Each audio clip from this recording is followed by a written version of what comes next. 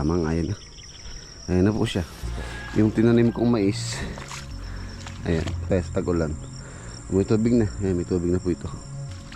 Pinagawa akong sidecar dito sa Nueva Ecija. Kolong para magamit naman sa site. Kulang na po. Natin ng 1 year. 1 year pa ito.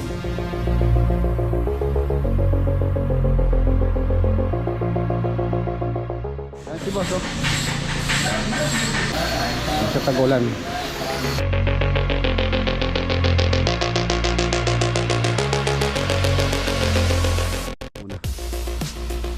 Pantay dito sa in the future kasi balak ko yung magpalagay yata ng swimming then garden, tapos siguro maliit na swimming pool pwede dito.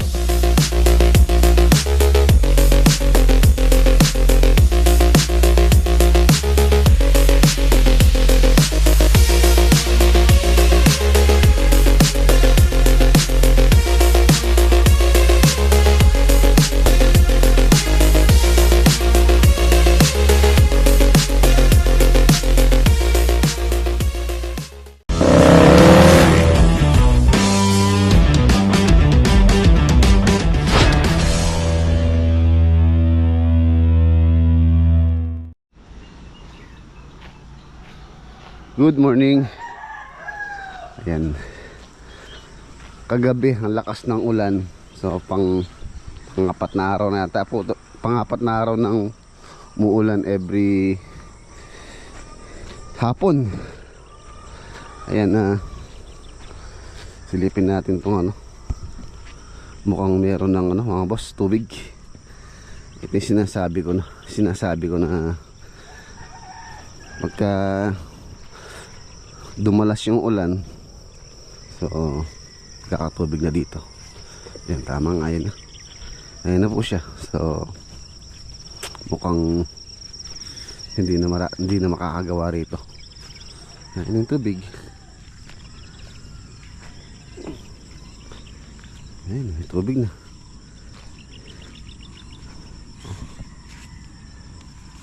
Tubig na po.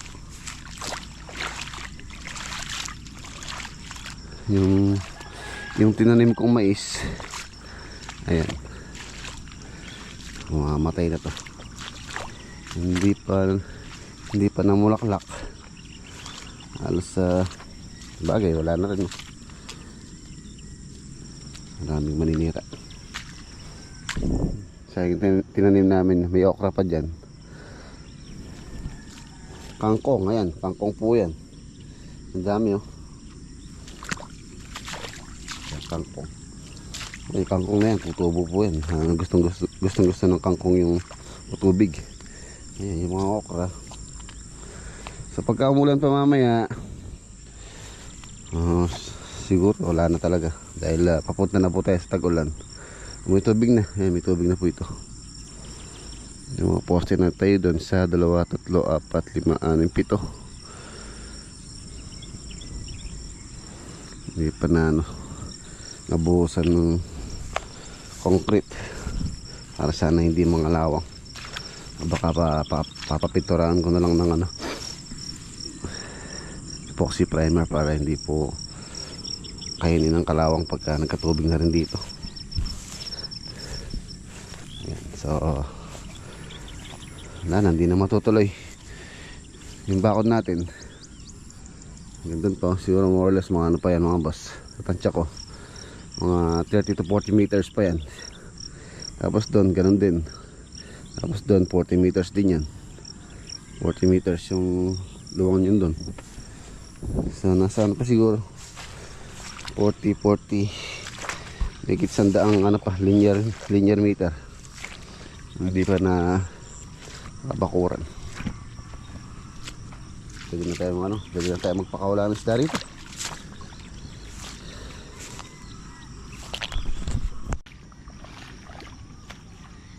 Tigil na muna yung paggawa. Big no. Holiday po pala ngayon. So wala pong pasok yung sa Lakeshore project. Pagtatapos ng ano yata ng Ramadan ng mga kapatid nating Muslim, yung pong holiday ngayon. Tingnan natin, tapos meron din akong asikasuhin ngayon. Yung pong pinagawa akong sidecar dito sa Nueva Ecija. So tapos kumuha rin ako ng na lang, hulugan ng motor na na magandang klase, branded, para magamit dito sa farm sa service, pampalengke. Tapos yung galing natin kay parang Jimmy, yung TMX na nabili ko sa kanya, so baka yun kasabitan na natin ng kolong para magamit naman sa site. Kulang na po kasi yung kolong, kailangan din nila ng kolong-kolong ng mga tropa. So yung kukunin natin ngayon, dito po yun sa farm service. Pagka kasi namamalengke ako, tricycle na lang po ginagamit ko dahil wala pong parkingan sa bayan. So mahirap naman pagka single lang, wala kang may sasakay, hindi ka makakasakay ng marami. Yun na, tubig na. Tara. Hindi ko alam sa sa Gapan kung may pasok. Tawagan ko muna si parang Black. Nag-umpisa na silang mabukay doon. Tubig na. Tatanggalin ko na itong pagka nagdire-diretso yung ulan. Sigurado maaabutan na po ito. Itong water pump. So di naman na kailangan ng tubig. Marami ng tubig dyan. Tapos yung mga stirrup or mga lateral ties na gagamitin naman sa Gapan, pinapabrigate ko na po rito. Dito ko na pinagawa, tapos dadalhin na lang doon. Padala ko ngayon doon yung mga natapos, mga lateral ties sa mga column. Ito na, ayun yung mga lateral ties. So order na lang ako doon yung mga pag-poste na main bar. Ayan. Tatlong klase po yan. Tapos meron siyang C-bar. Ayan yung column. Sa Gapan yan, Gapan project. Kapadadala ko na yun. Natapos nila dito. Nabubulol pa. Ay ipinagdiriwang ang Eid al-Adha o Feast of Sacrifice. Idineklara ito ng Malacanang sa ilalim ng Proclamation No. 1264 bilang isang regular holiday sa buong Pilipinas. Yan na, ito po yung motor na kinuha natin. Barako to. Kawasaki. So ngayong araw, tapos na daw yung sidecar. Actually, yung po sidecar na yun, yung po pinambili ko doon, yun po yung natin, yung tawag dito, yung benta ng owner, yung pinagbentahan natin ng owner, yung sidecar. So itong Kawasaki, ano po yan, kinuha natin ng 1 year to pay. So yung gagawin ko service. Dadalhin natin sa Kabyaw ngayon.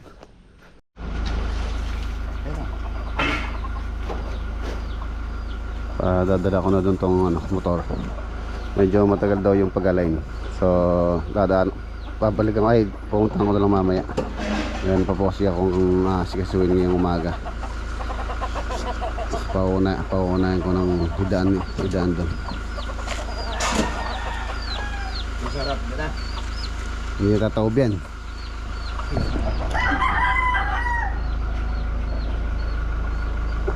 Yung boy sa rito.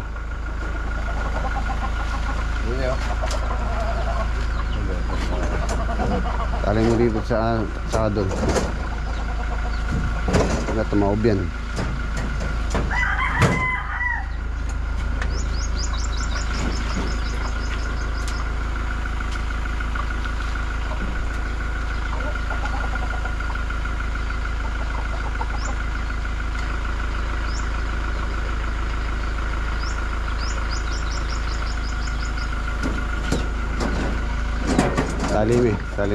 Tali mo dun.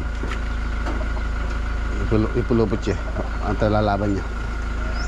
Pulupot mo dyan para malaban. Yung wire. Baka maipit yung wire. Iyan mo sa wire.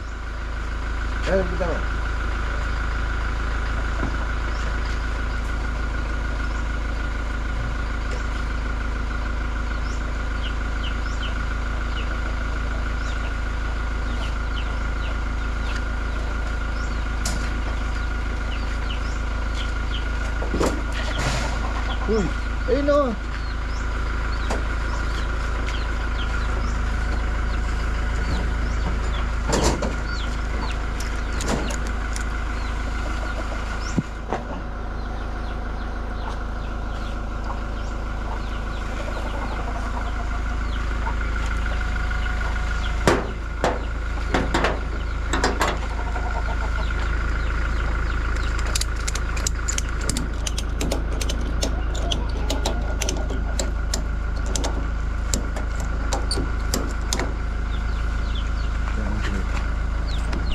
Ayun, yun.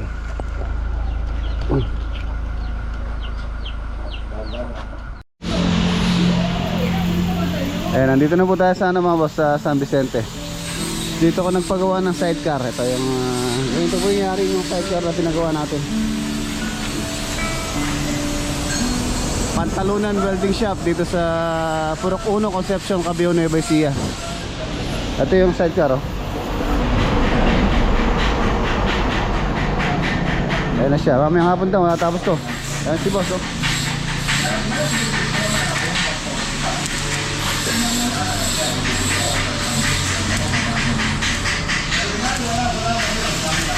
Ganda.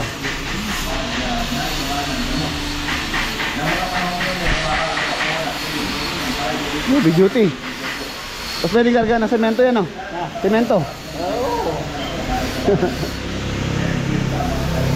Nangyari yan. Karga, karga din. Ibabong po yan, ibabong. Sa tagulan.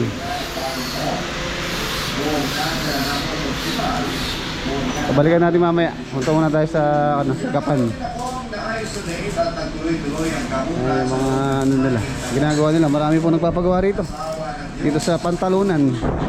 Boss, muna kami. Punta na muna. Balikan na lang natin mamaya. Gawa na yan. Ayan, nandito na tayo. Asikasuhin ko rin po kung saan po kami pwedeng gumawa ng barracks dito. Dahil dito sa mga katabing lote mukhang medyo ano, mahirap kausap or ano.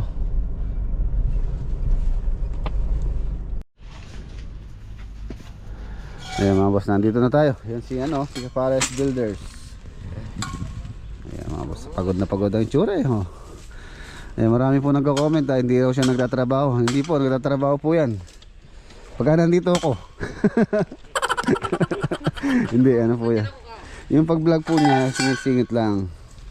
Saka meron naman pong basbas sa akin na kung may time siya mag-vlog siya.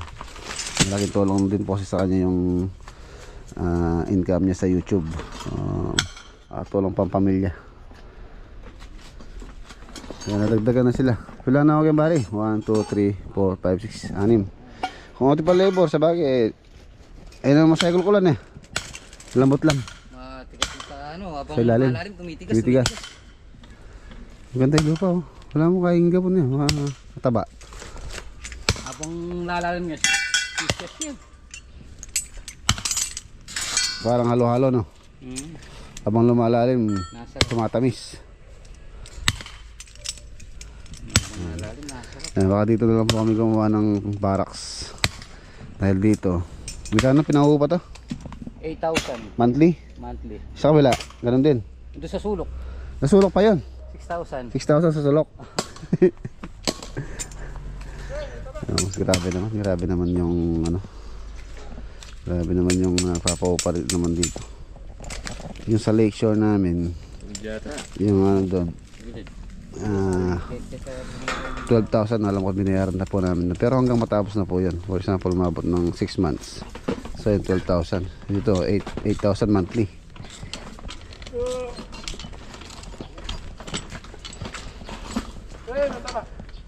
Inom kayo pa ba? Inom kayo.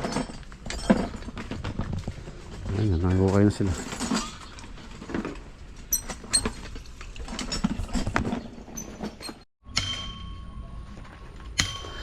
Medyo limited lang tong area.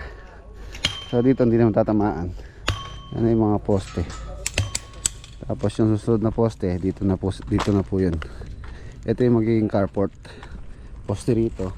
Nasa 1.3 meters yung poste namin. Halos hanggang doon sa may tubo na yun. Ayan, dalawa dito sa may property line na to. So ang magiging ano po namin dito, tatayo muna namin yung mga poste, tie beam, and then pagkaangat na, pagka naka wall footing na rin yung mga partitions, so tatambakan muna o tatabunan muna pantay dito sa kalsada, or yung kanyang pinaka elevation kasi nito mga boss, ng mataas po ito dito sa sidewalk na to, halos 1 meter yung taas ng bahay. So siguro tatambakan natin ng pantay muna, and then angat ulit para matambakan ulit yung taas. Hindi naman po kasi pwedeng iangatan natin ng 1 meter tapos mahuhuli yung sa likod. Kailangan mapantay muna, tapos yung sa likod tataasan na lang. In the future kasi balak din magpalagay yata ng swimming pool si owner sa likod eh. Sa likod po kasi yung ano ito, maluwang. Kasama ko pala si Rain. Yung floor plan, tingnan natin yung floor plan. Tama yung aking architect. Tinetrain na natin, tinetrain na yung arkitekto.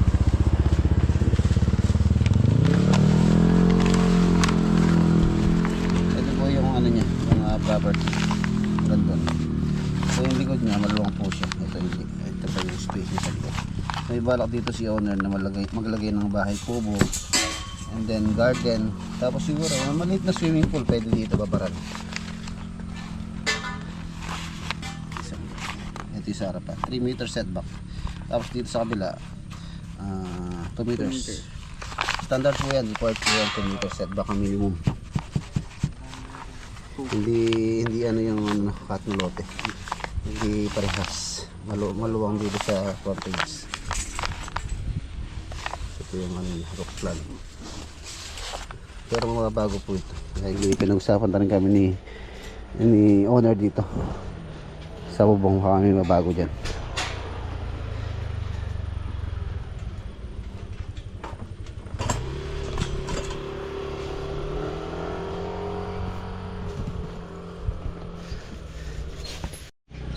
Pag hinahanap ng asawa, huwag niyong tuturo. Tinanim muna natin, baka magbunga eh. Hindi naman pumasok. Paraks. Kaya nga. Ayan mga hukay ito eh, marami na.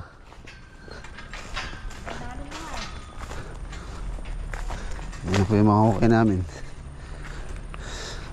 So, ito po yung ano talaga, natural ground. At least lalalim po tayo dito ng 1.2 meters to 150 conforme sa pag ano po ng ano ng condition na lupa, nasa condition din ng lupa.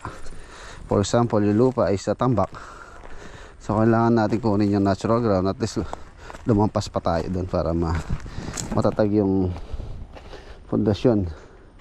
Tulad nyan, so matatabunan pa po yan, lampas ng 1.2 meters sa natural ground.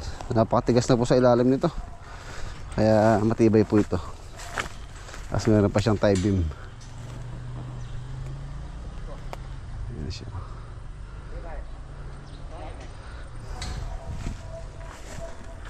Ito yung space niya sa likod. Ayan yung ano na yan, area na to. Halos yung tambak siguro mga boss, lampas pa dito sa ano na to, sa yung hindi nakapaltado na yun, tatabunan.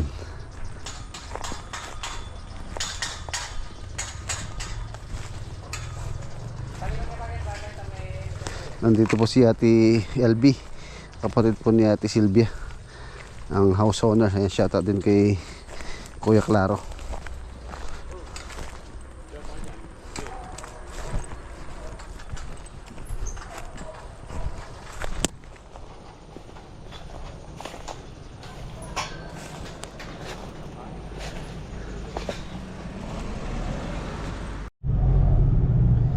Ayan na mga boss, pauwi na tayo. So dadaanan na po natin yung ano, yung pong sidecar para may uwi ko na rin. Usapan po namin ni Pantalonan alas 5.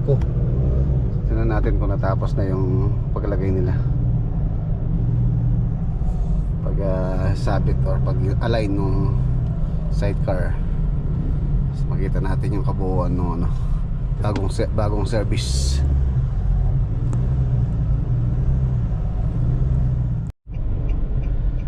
Dito na tayo. Dito kay Pantalunan.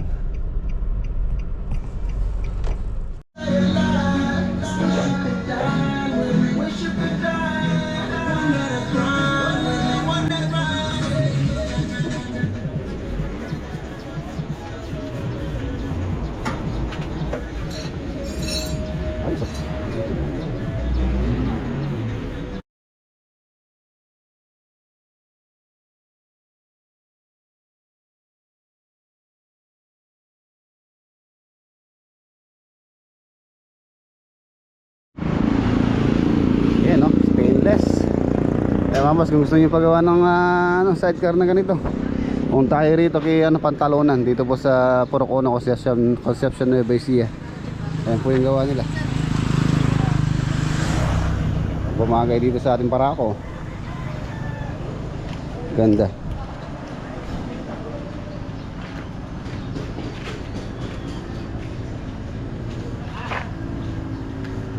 Ayos. Nandito na tayo. Ayan mga boss, unang sumakay yung mga doggy sila oh. Ba? Si Molly, si Pepper, si Nami, si Gigi sila oh. Ba? Ito po yung service natin dito sa farm. Yan, magagamit lang po yan dito. So, pang ano lang to. For example, pupunta ng palengke, so yung po service. Hindi po siya pang ano po yan, pang family service po yan.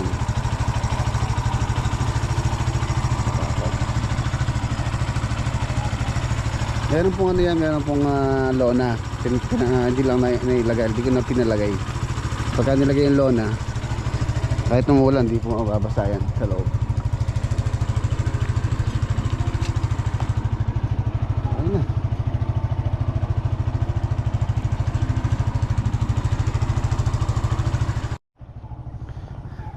Yan, may tubig na. May tubig na yung ating mais. Pagka umulan na mamaya, hopefully wag muna sana. Lalaki pa yan. So, kailangan ko nang tanggalin itong Robin. Ayan na mga boss, dito ko natatapusin yung ating vlog for today. Kita tayo bukas sa next upload. Paalam po, God bless, ingat.